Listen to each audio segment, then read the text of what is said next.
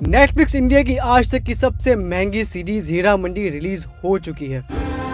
सिर्फ घुंघरू पहन लेने से औरत तवाइफ नहीं बनती है। अब सीरीज कैसी है, क्या है इसमें, इस पर तो करेंगे हम बात, लेकिन इस सीरीज पर एक डिबेट भी छिड़ चुकी है और वो ये है कि एक रेड लाइट एरिया को इतना ग्रैंड करके क्यों दिखाया। तो सवाल तो बनता है कि जहाँ पर अल्लामा इकबाल का घर था, या नूर जहाँ ने जहाँ से गाना सीखा, या अमान अली खान, या मौलाना अल्ताफ हुसैन हाली, और भी कई ऐसी शख्सियतें यहाँ पर जहाँ पर जिनका घर था या तो जिन्होंने यहाँ से गाना सीखा। तो सवाल तो बनता है, और सवाल ये बनता है कि क्यों हमें असल हिस्ट्री से दूर रखा गया, या फिर उससे भी ज्यादा जरूरी ये है कि हीरा मंडी जिस तरह हमें संजय लीला बंसाली ने दिखाई है उस तरह ही है, या फिर एक ये फैब्रिकेटेड हिस्ट्री है। बजाय इसके सीरीज किस तरह की है। मैं ये क्यों कह रहा हूँ कि ये एक फैब्रिकेटेड हिस्ट्री है, या फिर यहाँ पर बड़े बड़े शख्सियत का घर था, या फिर यहाँ पर बड़ी बड़ी शख्सियत सीख कर गई है। अब बदकिस्मती हमारी ये कि हमारे फिल्म मेकर इस काबिल नहीं है, और न ही हमारे राइटर्स में इतनी हिम्मत है कि इस तरह के टॉपिक को वो छेड़ सकें, जिसकी वजह से हम मजबूर हो जाते हैं एक ऐसी हिस्ट्री को बुरा कहने पर जिसके बारे में हमें कुछ मालूम ही नहीं है। तो खैर करते हैं हीरा मंडी के फैक्ट्स पर बात, जो कि बहस का मुद्दा बन गई है।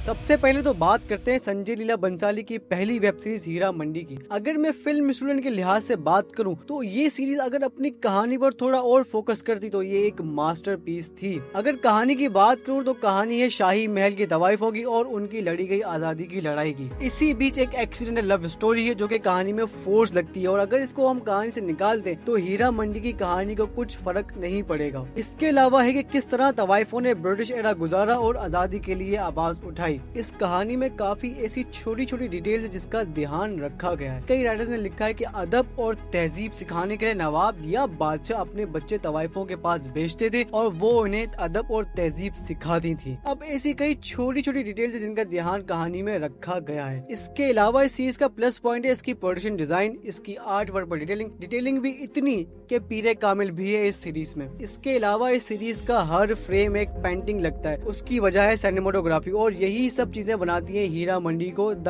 डायमंड बाजार। तो ये थी वो सारी बातें जो मैंने हीरा मंडी में नोट की। अब सवाल ये बनता है कि इस सीरीज पर डिबेट क्यों शुरू हुई। क्या इसकी कहानी फैब्रिकेटेड है? क्या जिस तरह हीरा मंडी को दिखाया गया उस तरह नहीं थी? या फिर इस सीरीज ने मेल ईगो छेड़ा है? या फिर हम सब उस रेस में दौड़ रहे हैं जहाँ पर बस सब कुछ ही बुरा है? तो डिबेट को समझने से पहले इसी सीरीज का एक डायलॉग है, जो समाज औरत को जायदाद में हिस्सा ना दे सका वो समाज तारीख में क्या देता। तो सबसे पहले डिबेट जो हम सुनते आए हैं कि हीरा मंडी में सिर्फ एक ही काम होता था, तो वो महज एक झूठ है। जैसा कि मैंने पहले कहा कि हमारे ही राइटर्स ने लिखा है कि अदब और तहजीब सिखाने के लिए नवाब अपने बच्चे तवाइफों के पास भेजा करते थे। तो अब अगर अपने बच्चे को तवाइफों के पास भेज रहा है तो वहाँ क्या सिर्फ एक ही काम होता था? 1890 में जब एक ब्रिटिश ऑफिसर को यहाँ पोस्ट किया गया, उसी टाइम हीरा मंडी को अंग्रेजों ने अपने फायदे के लिए इस्तेमाल करना शुरू किया, और जो वहाँ का कल्चर था उसे आहिस्ता आहिस्ता खत्म करते गए। अब ये तो नजरिए की बात है, लेकिन हम तो पाकिस्तानी हैं, जो हमें अंग्रेजों ने कहा हमें मानना पड़ेगा।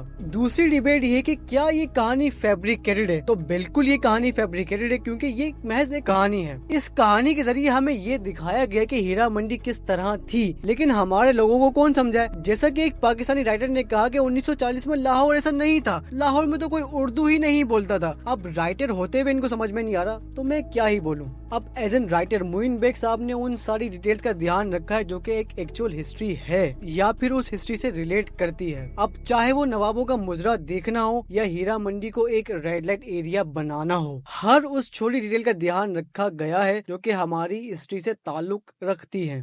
ये भी एक खानदानी लोग होते हैं, अमीर लोग आके इनको यूज करते हैं।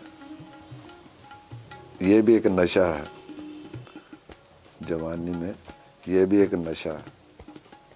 अगर हम गरीब घराने के होते तो आज भीख मांगते। अब अगर हमने एक्चुअल हिस्ट्री पढ़ी होती तो हम बुराई ना करते, बजाय इसके हम कुछ और डिबेट में हिस्सा लेते। खैर तीसरे पॉइंट पर आते हैं। मानो या ना मानो, हम एक ऐसी रेस में जुड़ चुके हैं जहाँ पर हमें ना सही का पता ना गलत की खबर है। बस किसी ने बुरा कहा तो बुरा है, जानने की कोशिश भी नहीं करनी कि क्या सही है। हमारा माशरा तो वैसे ही औरत की खुद मुख्तारी के खिलाफ है, तो वो हीरा मंडी जैसी सीरीज को बर्दाश्त क्यों करेगा? हमारे काफी अल्फा बीटा गामा वाली सोच रखने वाले भाइयों ने शायद इस सीरीज के डायलॉग के जरिए दिखाए गए आईने में अपना चेहरा देख लिया है, इसलिए वो हीरा मंडी पर तनकीद कर रहे हैं। और उनको हीरा मंडी की हिस्ट्री से भी मसला है। तो मैं उनको बता दूं कि एक और फिल्म है जो उनकी सोच पर थप्पड़ मारती है और वो है लापता लेडीज। लापता लेडीज पर करेंगे फिर कई बात। फिलहाल अब या तो Heera Mandi alpha beta gamma वाली छोटी सोच की दुम पर रखा गया एक बड़ा पत्थर है, या फिर एक खोई हुई हिस्ट्री जो कि संजय लीला बंसाली ने हमें दिखाई है। अब इसका फैसला करना है आपने, तो कमेंट सेक्शन खुला हुआ है, जो लिखना है लिख दीजिए। तो दोस्तों ये थी मेरी आज की वीडियो। अगर आपको वीडियो अच्छी लगी हो तो लाइक लाजमी कीजिएगा। मैं इस वाली वीडियो का लिंक डिस्क्रिप्शन में ऐड कर दूंगा, आप जाके हीरा मंडी की असल हिस्ट्री देख सकते हैं। तो मिलते हैं अगली वीडियो में, तब तक के लिए अल्लाह हाफिज।